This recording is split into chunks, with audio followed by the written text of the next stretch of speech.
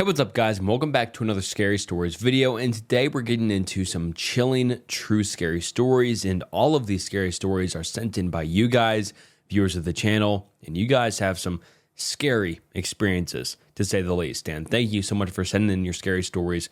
They're scary, they're entertaining, and for everyone watching right now, you'll want to stick around and listen to all of them. Every single story in this video is great, scary, and yeah, you'll just want to hear them. And thank you so much for stopping by. It means the world. And please like and subscribe to the channel. It helps more than you know. So yeah, please like and subscribe. And all right, without further ado, let's get into some chilling, true scary stories. Hey Snook, I've been meaning to share this story for a long time. I've always loved your channel, and listening to your scary outdoor stories reminded me of something that happened to me years ago.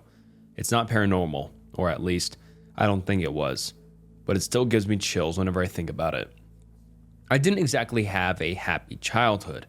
I grew up in a small rural town in Serbia, and my home life was rough, to say the least.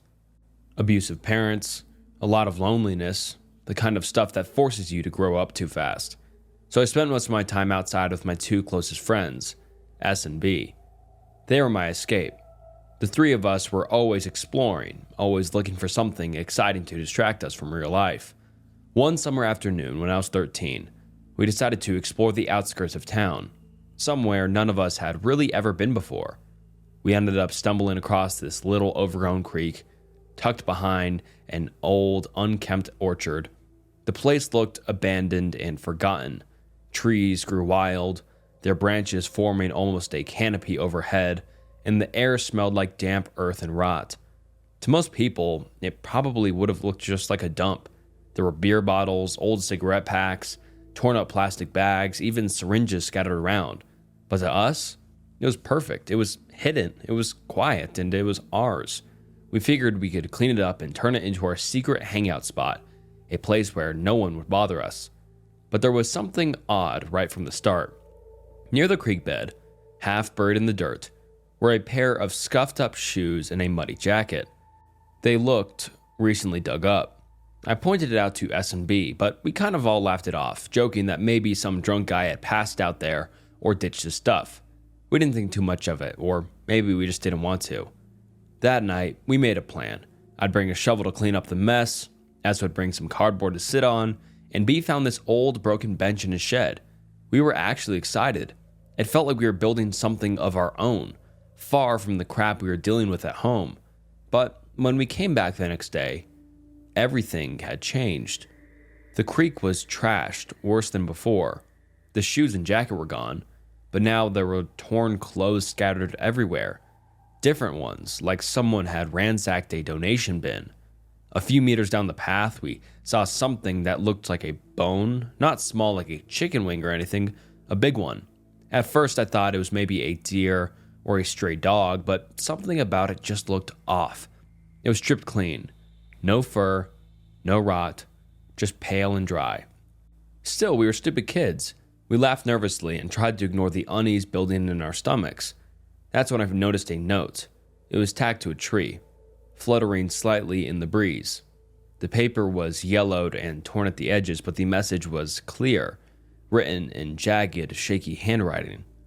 Either you leave this place alive, or you suffer like the rest of them, or something along those lines.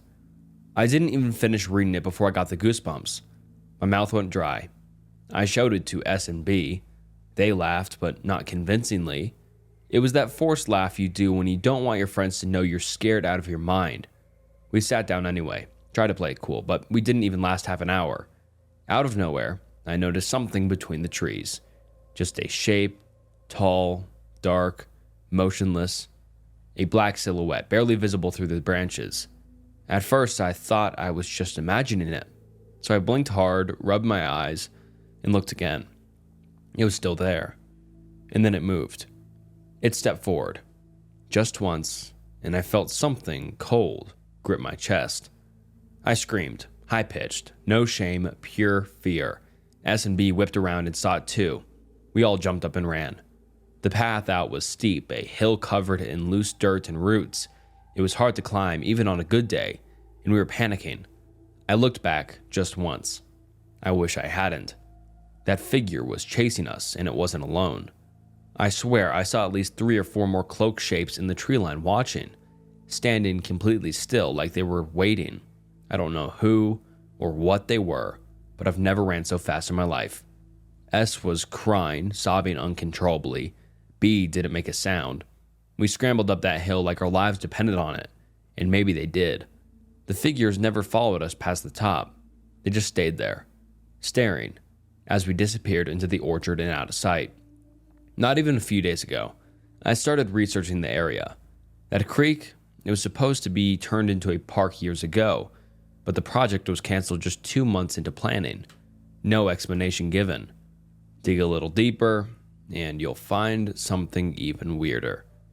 That entire patch of land used to be an Islamic graveyard from World War I, but there were no signs left now. No stones, no fences, just trees, dirt, and silence. I don't believe in ghosts. I never have. But after that day, I started wondering if we hadn't just walked into some abandoned gravesite. Maybe even the territory of a cult. Whoever those people were, they didn't want us there, and they made that very clear.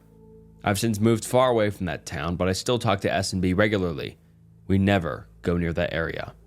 Not anymore. For anyone curious, I included a little map. The blue line I drew shows the creek. The steep hill we ran up is just a few feet from it. Not that visible on satellite view, but in person it was a tough climb. And above it is the orchard, just like I remember it. The story isn't very long, but it's one I've never forgotten. I actually thought of it while listening to one of your recent outdoor horror videos. It just brought everything flooding back. Anyway, thanks for reading this. Sorry if my English was a little rough. It's not my first language. I just wanted to finally share this with someone. I've actually retouched this story a bit, so it sounds a bit more professional. So technically, I resent it. Keep up the amazing work, Snook. I respect how consistent you are with your uploads. You've built something awesome. Hey Snook, big fan, and I hope you find this story interesting. It definitely leaves me a little unsettled every time I remember it. To start, my childhood house was a 1.5 story, meaning the second story was in the shape of a U, with the middle being a sort of balcony with a railing along each wall. Each corner was a bedroom, and the sides were hallways, with the stairs on the right hall. My room was in the bottom right corner if you imagine it from a top view. Sounds complicated, but all you really need to know is that in order to get downstairs, you'd need to pass by my bedroom. I have 2 sisters whose bedrooms were on the opposite side of the house from mine. For a good while, starting when I was around 14 to 15 years old, each night around the same time, 12 to 2 a.m., I would hear footsteps going from my sister's side of the house, past my room, and down the stairs. Occasionally, the hallway lights would turn on and then turn off as they passed, but naturally, I always assumed it was one of my sisters. After about a week of this happening, I decided to just bring it up to them. They both denied it. In my head, I thought they were just lying, so I made a plan to catch them in the act.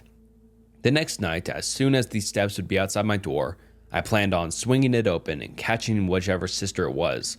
So that's what I did. Around 12:30ish, they were there, right on time. Immediately, I hopped out of bed and rushed to my door, hand on the knob, waiting patiently for them to step right outside. Once they did, I swung it open and they immediately stopped. I found myself staring at a pitch black and empty hallway. It freaked me out, so I closed the door and laid in bed, going to fall asleep so the night would be over. After that, I never heard the footsteps again. About a year later, both sisters had moved out and I took one of their bedrooms. For some reason, this re-triggered the occurrences. At this point, I'd be left alone in the house quite often. Every time I was alone, it was as if someone was downstairs walking around, and if I walked out of the room, they'd stop for that day. Because of this, I would just stay in my room until my parents got back from wherever. This night, around 8 p.m., I was out with my aunt, and she dropped me off at home after our outing. I entered the house through the back door, which was right next to the kitchen, so I just sat down at the dinner table on my phone, preparing myself to trek through the dark house to the safety that was my bedroom. For about 5 minutes, I sat there when I heard from upstairs. The door to my old bedroom upstairs slammed shut. Of course, my brain went to intruder. From the table, I could see the stairway, so all I could think of was that soon I'd be seeing some crazy person running down. Immediately, I grabbed my phone and ran outside. I went behind a corner of the house so I could keep an eye on the door. I called my aunt, and she sped back to my place. She had a gun and searched the house to find no one.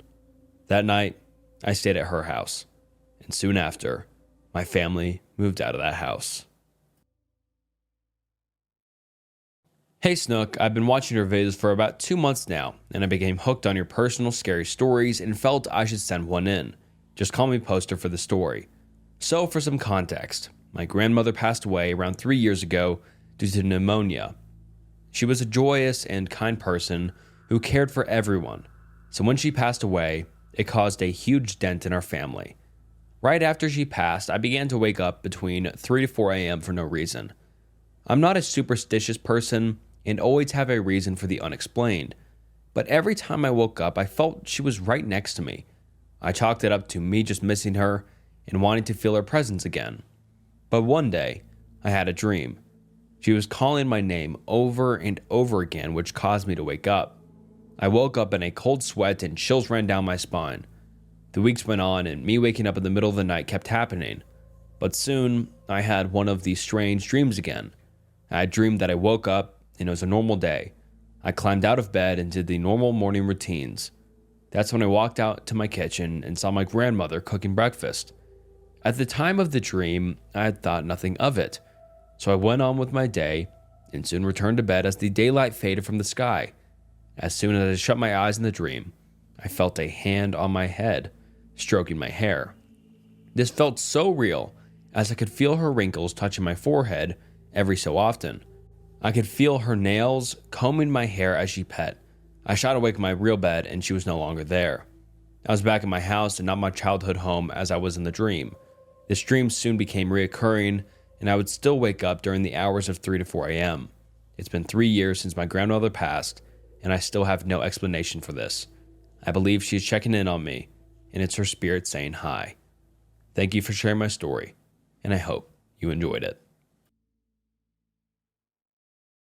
Hey Snook, first off, I just want to say I love your content.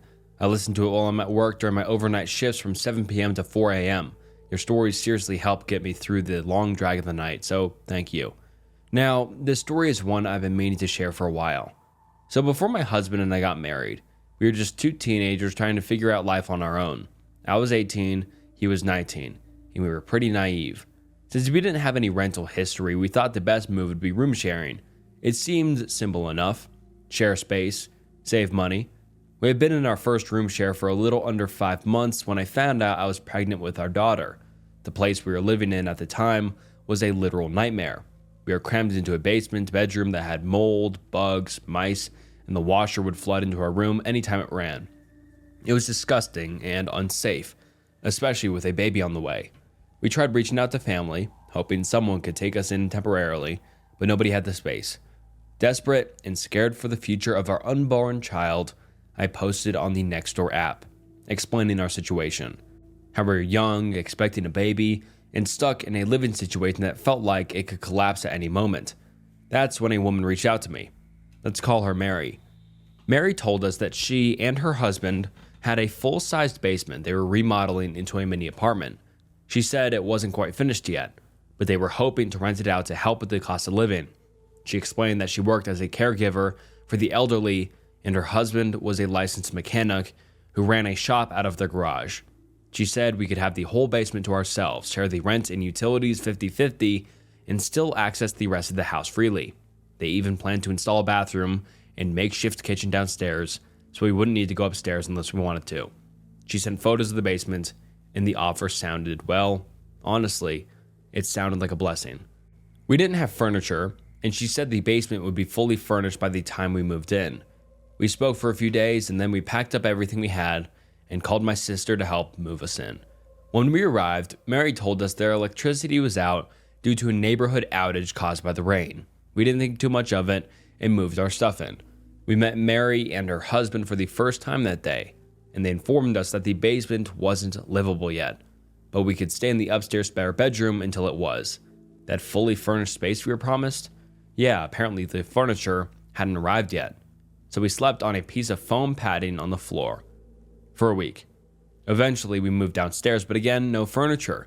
Still just a foam pad. Then the leak started. Water kept coming into the basement, and they had to fix it repeatedly. We paid $600 up front that first week, and for a while, things seemed okay. Then Mary told us she saw a mattress by a dumpster down the street and offered to help us carry it home. On foot, 2 blocks, and yeah, we said yes. Anything was better than the floor. A couple of months in, around mid-October, things started to shift. I'd opened up to Mary and her husband about my little brother. He was 16, living with my emotionally abusive mom, and had recently been sent to juvenile detention after being accused of attacking her. My mom planned to waive her parental rights, and if nobody took him in, he would have been sent into the system. I couldn't let that happen. I asked Mary if he could come stay with us. She said yes. So I went to court, got full guardianship, and brought my brother home with me. At the time, it felt like we were building a future together. Me, my husband, our soon-to-be daughter, and my little brother. I was proud, but something didn't feel right. Not long after my brother moved in, I found out Mary had gone behind my back. She had been secretly talking to my mom, even though we had just gotten guardianship through the courts.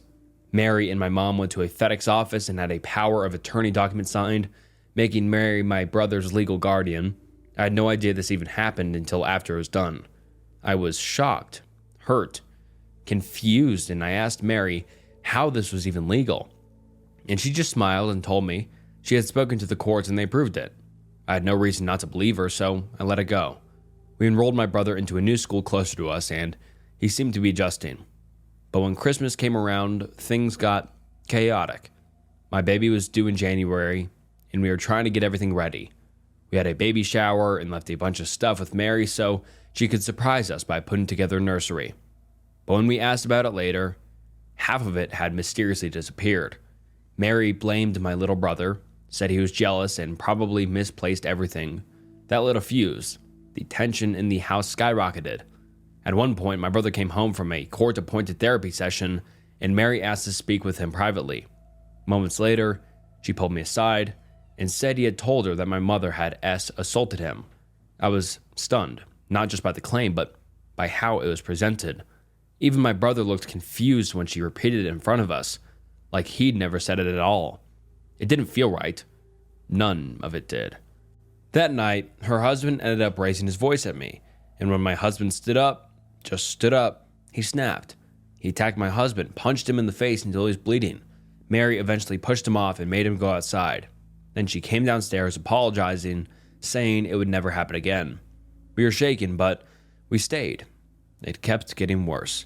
Mary withdrew my brother from high school, saying he got kicked out for behavioral issues, which was news to everyone. She said she'd homeschool him, but never showed me any paperwork. Then one day, I was in the hospital giving birth to my daughter, the most beautiful little girl I had ever seen. But Mary told me my brother wasn't allowed at the hospital. She claimed he was being punished for stealing baby shower gifts. Again, I don't know what to believe anymore. When we came home from the hospital, everything was different. Furniture moved, rooms were rearranged, our stuff had been moved upstairs. My brother's stuff moved into the basement. Mary said it was for comfort, so I wouldn't have to use the stairs post-birth. And I believed her, until the final straw. One day, my husband and I were napping while our baby slept in the living room, which, by the way, had become Mary and her husband's bedroom after they turned theirs into a storage closet.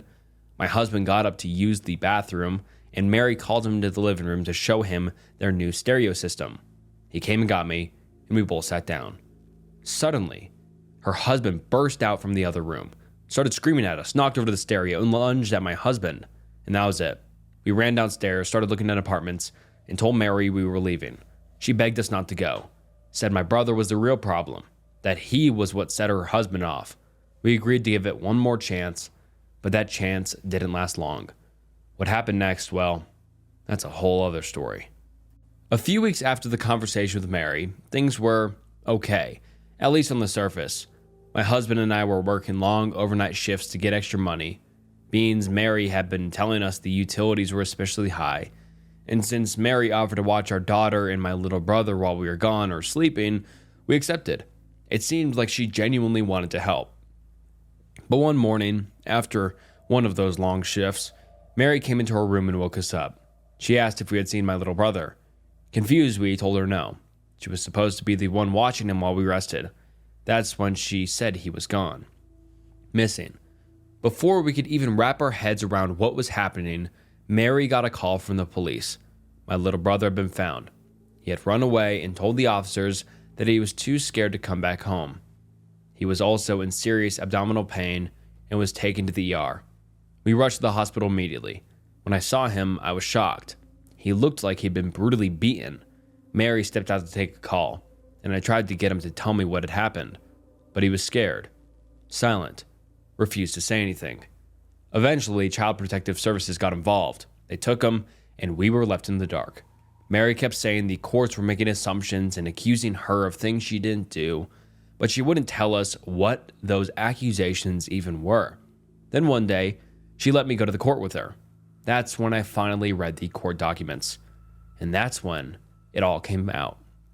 She and her husband were being accused of child abuse, medical and educational neglect, a long list. My little brother had gone through a 2-hour interview where he revealed horrifying details about what they did to him when we weren't around. Things I won't even repeat here because they're that disturbing. What broke me the most was learning that he wanted to come back, not just for himself, but for us, for me, my husband, and our daughter. He blamed himself for not knowing, for not being able to stop it sooner. Mary tried to convince us that he was lying, that none of it was true. She said that my brother had been jumped at a gas station the night before he ran while we were at work, and that he was fabricating the story. But our trust in her was starting to crack. Then one day, I was really sick and stayed home from work. My husband had just gotten back. Mary and I were talking in our bedroom when suddenly, her husband burst in. He kicked my husband in the chest so hard it knocked him down. Then he just started wailing on him, kicking him in the face over and over again until he was bleeding and bruised, his face swollen and unrecognizable. Mary rushed her husband out of the room with our daughter in her arms. I immediately screamed for her to give us our baby back, and thankfully, she did. But then she went to console him, the man who just assaulted my husband. 30 minutes later, she texted me from the other room. She said we needed to pack our things because we were going to a hotel, that we needed to be quiet so her husband wouldn't hear. She asked us for money, and we sent her everything we had left. We waited, packed our bags, packed our daughter's things, but there was no follow-up message. Nothing. Eventually, I asked her what was going on. She replied with something totally out of left field. "Do you guys want anything from Taco Bell?" I was stunned. My husband was bleeding, and she was asking about fast food. I told her no and reminded her that we needed medical help for him. She just said, "Well, we can't get an Uber like that, no offense." I was furious. I started asking her more questions. She dodged every single one. Then she flipped the story, said we didn't even have to leave anymore, that her husband was going to leave instead.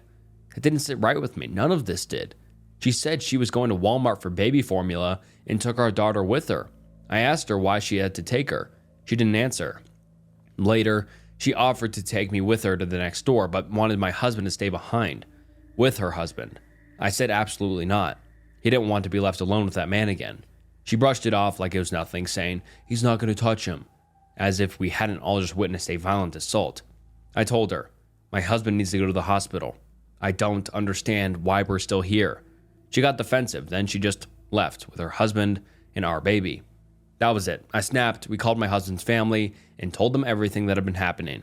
His dad jumped in the car with a loaded gun and drove straight to us. We were panicking. They had our daughter, and that's when I remembered Mary had set up a Life 360 group so she could track when we came home. It was meant to help with unlocking the door since we didn't have a key, but now it was our lifeline. We tracked her to a Kroger. She and her husband were outside with a bunch of bags, waiting on an Uber, but the ride wasn't set to take them home. That's when it all clicked. They were trying to flee with our daughter. We rushed there and snatched our baby back from her arms. Her husband escalated the matter, going after my husband again, and that's when my father-in-law stepped in, pointing his gun at him. Security intervened before things could get deadly, separating them and sending Mary and her husband on their way. Then we left, went to stay with my family. That's when we finally learned the whole truth. Mary and her husband had been abusing my little brother from almost the moment he started staying there. Vile, inhuman things. And the obsession they had with my daughter, it went back to when they found out I was pregnant. They wanted her, And once our baby was born, they decided my brother was no longer useful. That's when the abuse escalated so badly that he ran away. They never thought he'd tell anyone.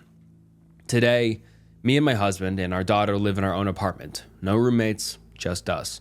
My little brother is staying with my older sister, and although he's dealing with trauma-related behavior, he's doing all right. He's safe. Mary and her husband are both facing criminal charges.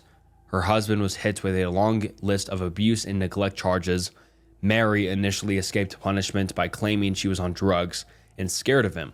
She entered a rehab program and walked away without charges. But with new evidence, the courts are finally reopening her case. There's a real chance she'll face the same charges her husband did. Fingers crossed, she finally gets what she deserves. We're all still dealing with the trauma. I carry guilt every day.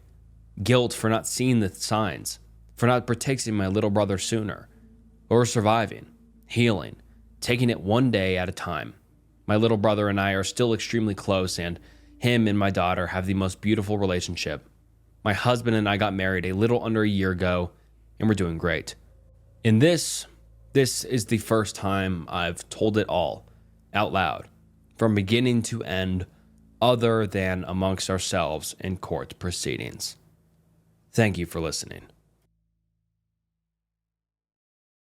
The woman who watched us sleep. Hello, Snook. I love your videos from the confession to Reddit stories. I don't know if someone would think this story is scary, but I still thought I would write it up and send it to you. Sorry for any spelling or grammar mistakes, or even if some parts don't make sense.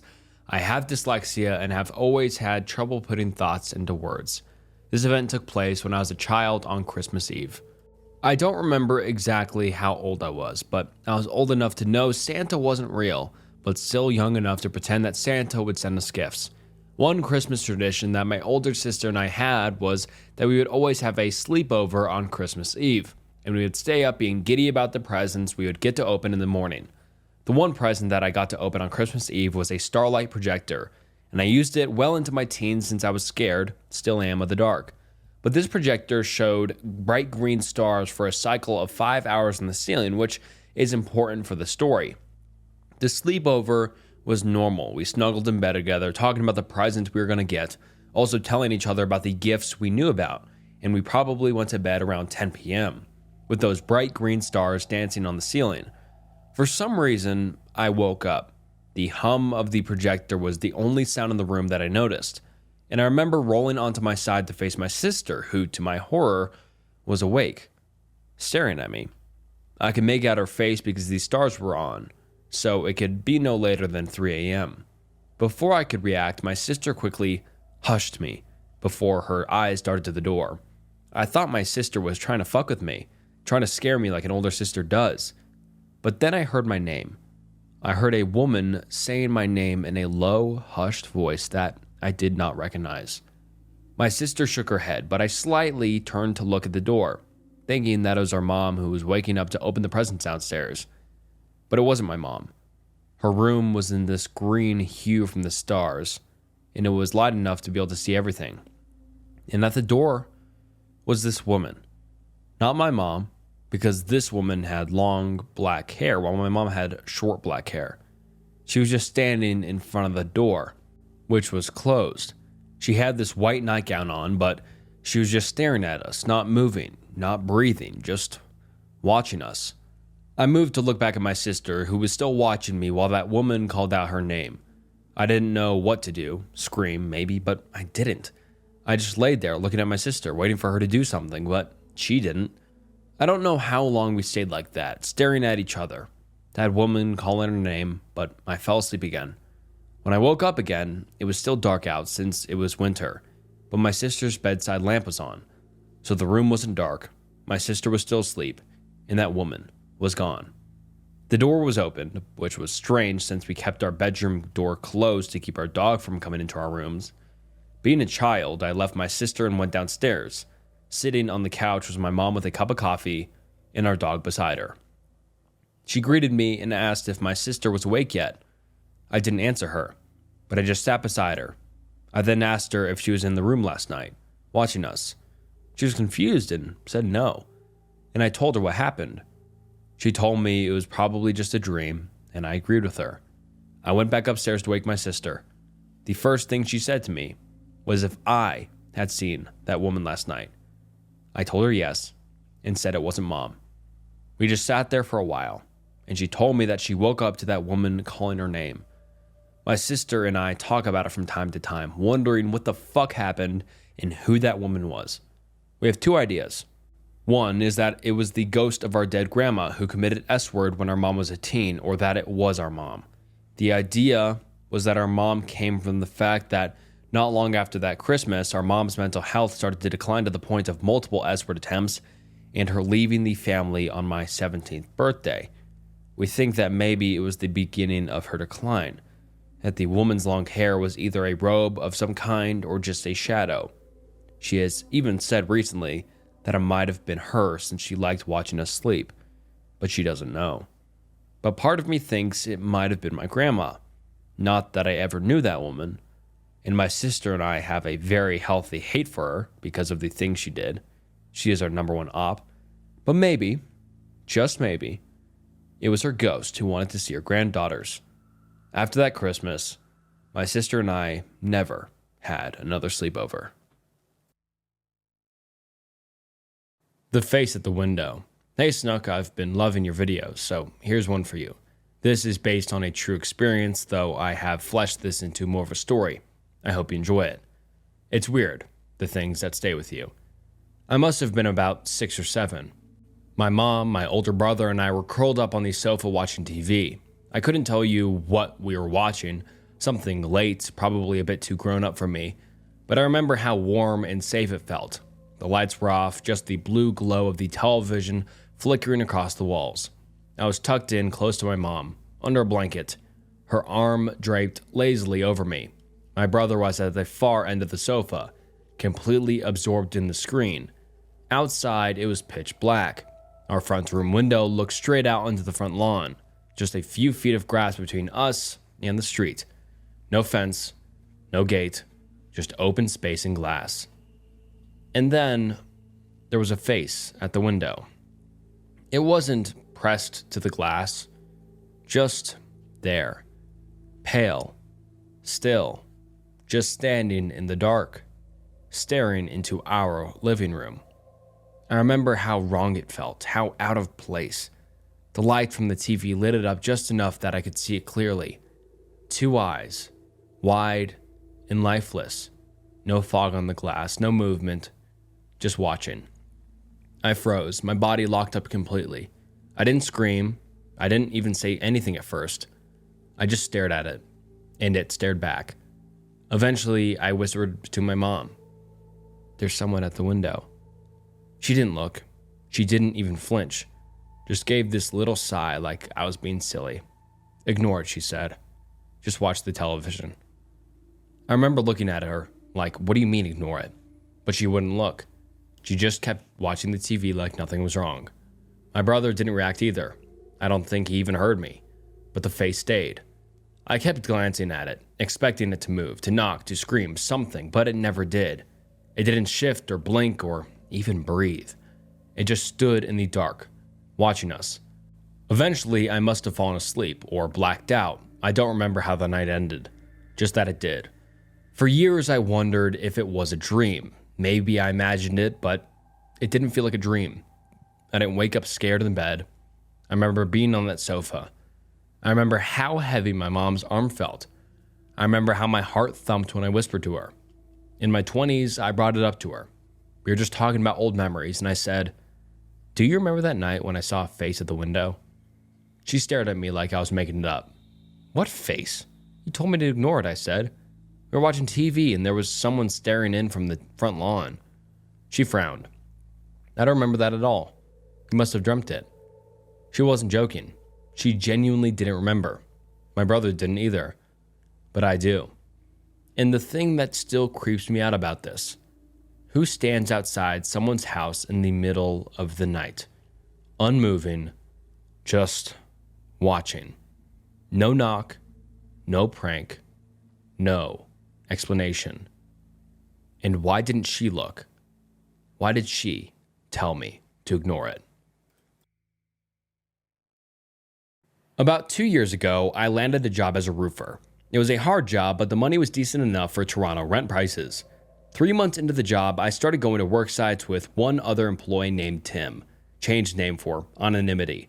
Tim has been on the job for over 30 years, meaning he has seniority over me, and I essentially just followed his orders. One early morning, Tim and I packed up the truck and drove 3 hours to the middle of nowhere to do some work at a warehouse being built. When I say the middle of nowhere, I'm seriously talking about the closest signs of civilization being a farmhouse 45 minutes back where we came from, with some abandoned homes sprinkled throughout the countryside. Our boss called us on the way to let us know there was heavy rain in the forecast and to wear our harnesses up on the roof. We finally arrived at the warehouse, which was in a huge clearing surrounded by dense forest. It was a massive building with a sketchy dirt trail that led up to it. Heavy dark skies were above, but no rain. We drove the truck up, unloaded it, and entered the only accessible part of the building, quickly getting to work.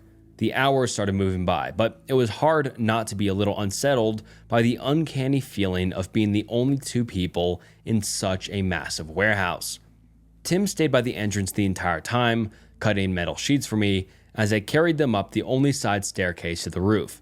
After a couple hours, I felt some raindrops and headed down the stairs for the 100th time to inform Tim. When I reached the main floor, I saw Tim finishing up the next bundle of metal sheets for me to take back up. "Hey, it's starting to rain."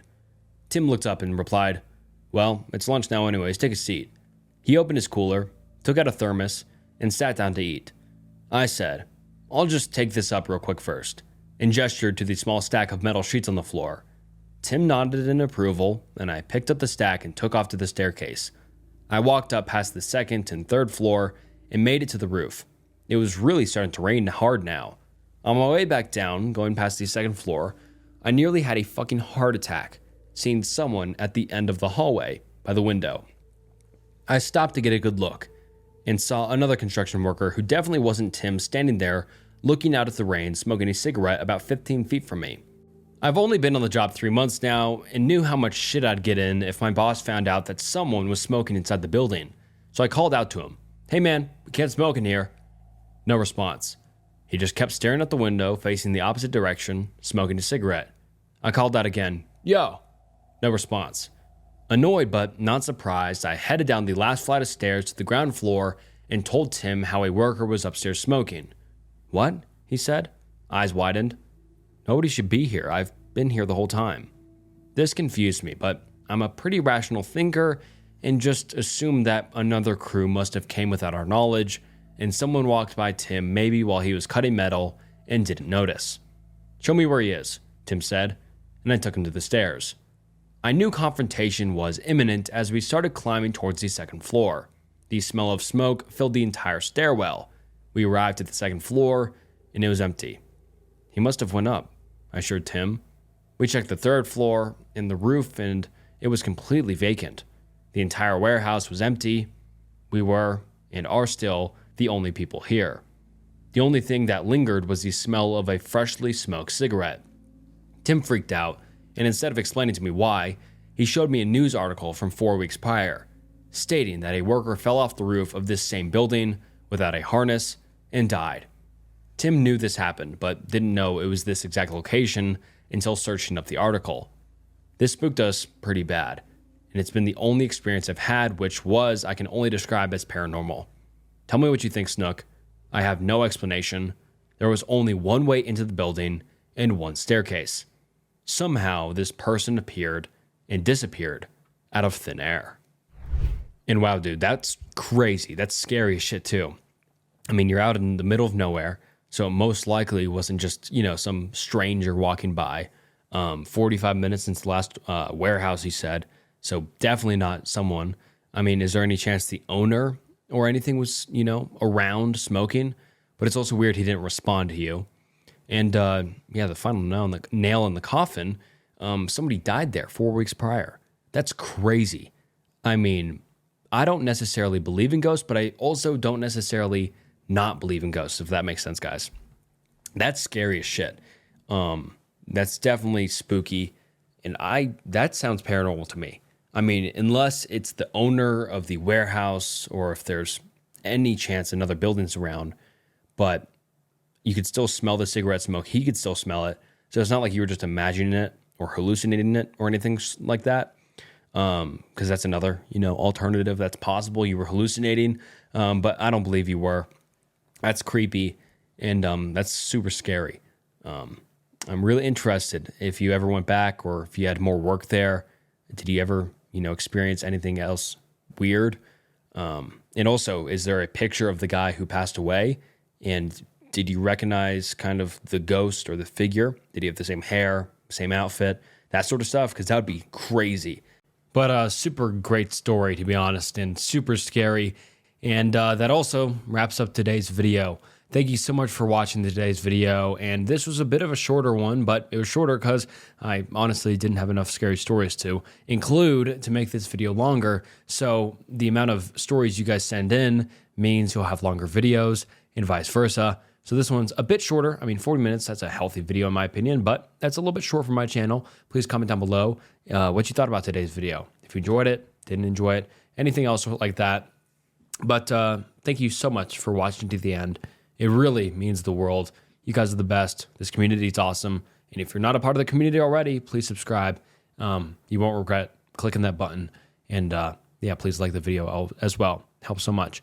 And thank you so much for watching. And this was Snook. And I'll see you next time. Bye.